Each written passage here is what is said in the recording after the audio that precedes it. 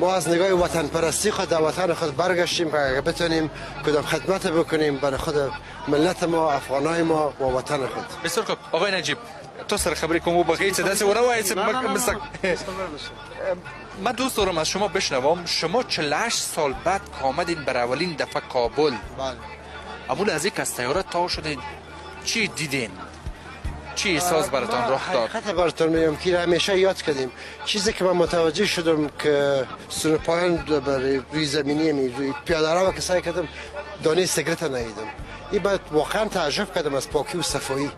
ما افغانستان بسیار پاکتر دیدم. یک بار دیگه آمده بودم برای نوروز در وقت 10-12 سال پیش. فرق 12 سال پیش فعلا که میدم من کمک نظم از جاتر دیدم از گذشته کردم. پاکی و صفایی را از جاتر دیدم. تصمیمی که من گرفتم که پیم پس بر افغانستان زندگی بکنم خیلی بود که میخوایم باقی ماندی و عمر خود در اینجا باش و همینجا خدمت بکنم برای جوانای خود. نصیحت ما اول باید ما فارسی رو یاد بگیریم، پشتو رو یاد بگیریم، بعد از در پشت انگلیسی بریم که انگلیسی رو یاد بگیریم.